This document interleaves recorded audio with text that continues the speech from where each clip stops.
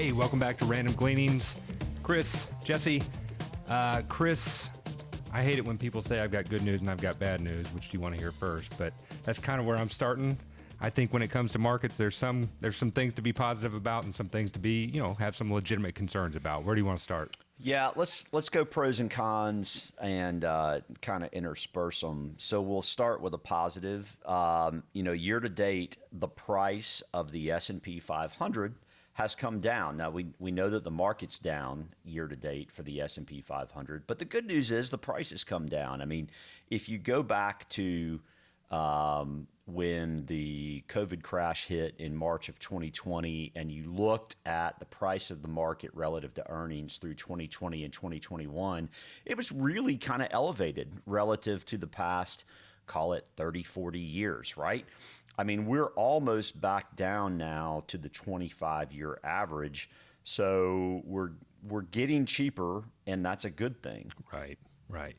I mean, there's, I think, plenty of other context to add to that, in that the yield is lower than the 25-year average yield would be. I think that there's some arguments to be made about how, the major players in our economy don't have the overhead that your GEs and the big companies of the past had.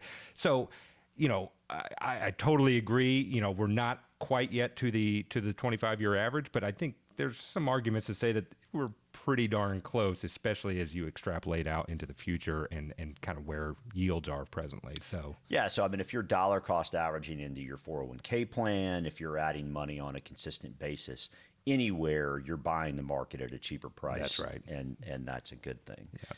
Now, a negative is that if you look at the 1-year return on equities in the United States, large companies, mid-sized companies, small companies, if you consider your investment relative to cash, like if you put money in the bank, it's not going down unless you write a check or go to the ATM or whatever, right? But the big knock on the money in the bank is it's not earning you anything either. I mean, I hear people say all the time, I made 0 point nothing on my money in the bank. Okay.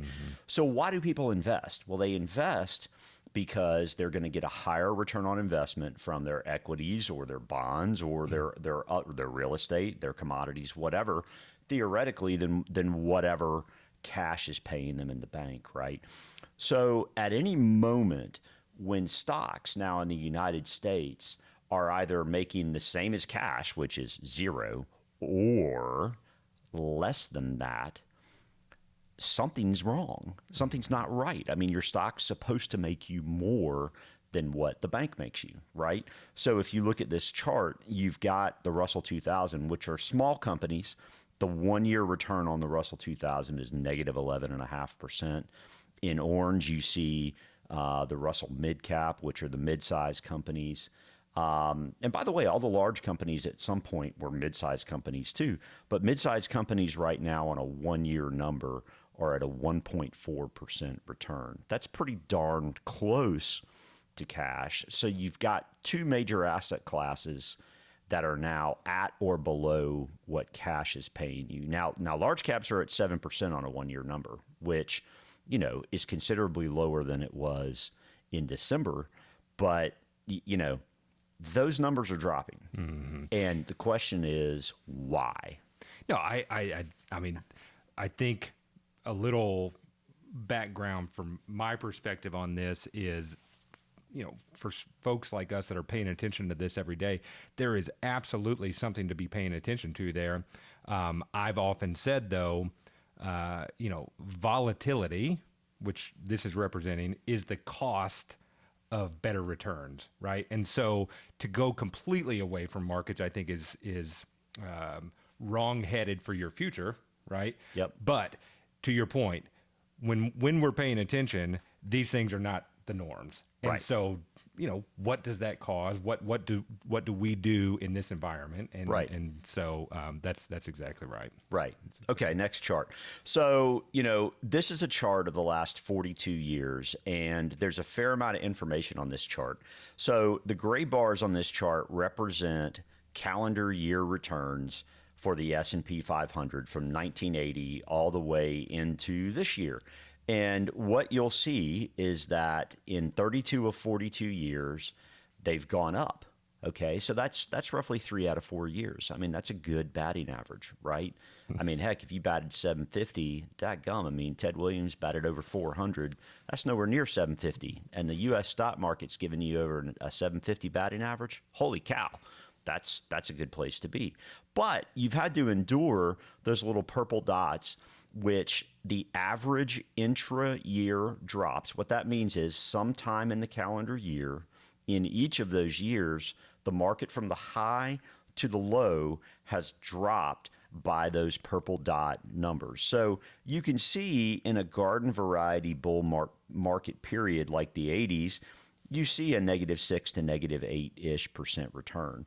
But the average of all of them, including the really bad ones, 1987, 2001, 02, 2008, the average of all of them is right at about 14%. So right now, if you look at the extreme right-hand side, year to date through March 8th, the market's down 13%. Okay, so we're right in the wheelhouse of average.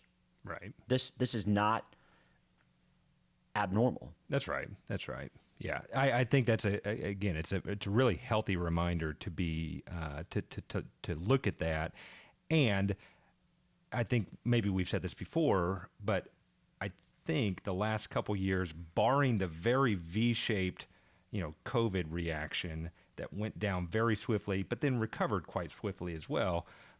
We just haven't experienced volatility to this measure on the downside For a while. And so I do understand the unsettling nature of it, but like you said, if we expand our viewpoint, this is not out of the norm. Right. So good point. Good point. All right, next chart. The American Association of Individual Investors sentiment. So you're looking at the percentage of positive people versus the percentage of negative people on a weekly basis over the last 2 years. So what's this chart telling us?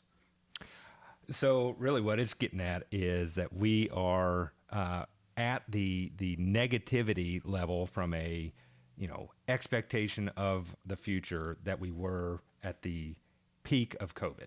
Okay. We're actually dipped below that right now. And thus the WOA. Yeah, just the WOA. That's exactly right. So, again, there's no question the news cycle has us all on edge. Whether it's Ukraine or inflation or whatever, there's a lot of, kind of scary news out there. But what we have seen in the past, and there's charts that go beyond this, that kind of extend this theory that when people get particularly negative, it doesn't necessitate a turn in the market, but there is oftentimes some correlation that right at the point that people are getting their most negative, things are probably at their worst. So this is a contra chart. In other words, this chart is basically saying that people being so negative, investors being so negative, is actually a positive. That's right. So again, for me, it's just another data point of paying attention, right? Just paying attention that, it was Buffett that says, get greedy when others are fearful and fearful when others are greedy. That's basically what this chart is kind of telling us. Okay, good. So let's go to the next chart, which I personally consider a negative, and I've got some stuff to read you here in a second. Sure. But, okay, so it's March 10th, by the way. Buffett just bought a boatload of Occidental Petroleum, so, I mean, he's getting long oil for sure. But, and this was, a month, 6 weeks ago that he was buying it. But since January 1st, oil's up, call it 60%, okay, 58%. $75 a barrel was where oil was on January 1st. And as of yesterday, is at $119 and change, okay?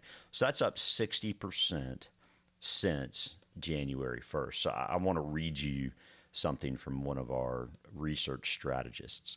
The major issue with rapidly increasing commodity prices is that they serve as their own form of fiscal tightening. Consider that the average American uses roughly 60 barrels of oil per year. Meanwhile, the average U.S. income is about $63,000 a year. from a year ago, the price of oil is up some 60%, or as I just mentioned, around $50 to $60 a barrel. So all else being equal, the average consumer will be paying $3,300 to $3,600 more per year on oil consumption, which is just under 6% of the average pre-tax income. You don't need a PhD in economics to realize that unless incomes also increase commensurately, which they're not, a rapid increase in commodity prices is going to be a headwind to discretionary income and spending. And they go on to say there have been 12 recessions since 1946. There's the R word. Hadn't said that one on tape, I don't think ever. 8 have followed major oil price shocks, while a further 3 have occurred immediately following more modest but still notable oil price run-ups. So this is causing a challenge for the consumer, potentially. And we're going to talk about positives on the consumer in a second. But, if this causes a challenge for the consumer and the Federal Reserve's got to raise into a slowing economy, that's not usually the best of combinations. Not a great setup, right? for stock prices. Right. It becomes more challenging. Yeah. I just one comment on this whole commodity, run up that we've seen, and we're emphasizing oil here, but I've heard you say it a lot, and I heard it recently from someone else, but it is in the commodity space definitively that price fixes price, right? Now, it can come with some pain over time, which you've just highlighted, but if people decide that they need to tighten their belt and drive less, right, eventually prices come down to kind of meet that demand. And so, or there's more drilling, or that, or yeah, some that's a good combination. Point. That's exactly right. Some combination. That's a great point. That's a great point. So let's go to the final chart, which you mentioned, and we looked at this last week. But from my perspective, the strength of consumer finances is at least seemingly at least mitigates some of what you just highlighted, because my perspective of Americans is we are consumers, right? And so if they, on the whole, if there's money in the bank and there is a need to consume, people are generally more concerned about consumption than they are about maintaining that balance, right? And so I think in this environment, at least, if there's any silver lining, at least we're going into this environment with more strength from a balance sheet perspective as households. You object to that? You buy that argument? No, I totally buy that argument. I mean, to our earlier discussion point, I mean, the household debt service ratio has dropped to 40-year lows, which is fantastic, okay? But it's going to take every bit of that to deal with a 60% increase in the price of gasoline, okay? And then, so just, okay, let's think about that for a second, right? Like if interest rates drop and the price of your mortgage drops because you refinanced, and let's say it drops $150, okay? But you've got 2 automobiles. I mean, we had a friend talking about how it used to cost him $36 to fill up his Subaru, and now it costs him over $50 to fill up his Subaru. I mean, right, that's like a price. Oh, that's a price increase, right? Mm-hmm. So basically, if your mortgage, because you refinance, drops by $150, but now the price of going out to eat costs more because groceries went up 14% last year. That was the second largest increase in CPI last year was groceries. The first was automobiles. Mm-hmm. Basically, where you are then is you're using all that benefit up. That's right. I mean, a counter argument to that would be that at least the mortgage expense, if that's been lowered, that's fixed, right? Whereas we can determine are we going to go out to eat less one time a month, or less 2 times a month, or are we going to drive a little bit less during the month? So, again, not to say that it's a great positive, because back to the cost of oil increase. Oil is such a big determinant of costs across the economy, because you can't get the groceries to the grocery store without oil. You can't get the lumber to the construction yard without oil. So all of those things are affected by that. So, lots to be paying attention to. I'd like to think we're paying attention to as much as we can, and again, I think a balance of understanding that there's things that are concerning out there, but there's some reasons to see some light as well, and the final point I want to make is, there's been so much talk about inflation and the concern of things. So I did just a little quick research on the value of a dollar over the last 10, 20, and 30 years. And just picking the middle point, 20 years, the suggestion was that it would take 63 cents 20 years ago to buy a dollar's worth of goods today, right? And so the way I was trying to replicate this information for myself was, well, what kind of return would I have needed on that dollar to just break even, right? And I would have needed over the 20-year period a cumulative return of 59%. Okay. You have any guess as to what the market did over the last 20 years? A lot more than that. A lot more than that. So from an S&P standpoint, it did 373% cumulative. Yeah, so you got ahead by a factor of almost 6. And so, at the end of the day, if our time horizon is such that we don't need the dollar tomorrow, right?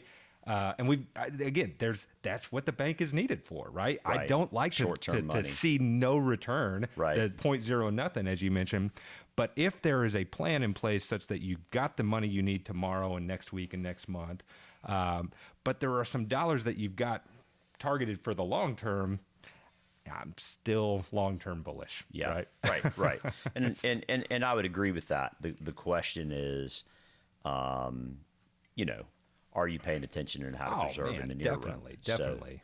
And navigating the waters. That's right. All right, and we are paying attention. Absolutely. No question. Absolutely. Well, I hope you like this. I hope you like Random Gleanings. And if you do, please hit subscribe, hit the bell so that you get notification when we post a new one. And again, shoot us up with some questions to info@proplanwealth.com. Thanks.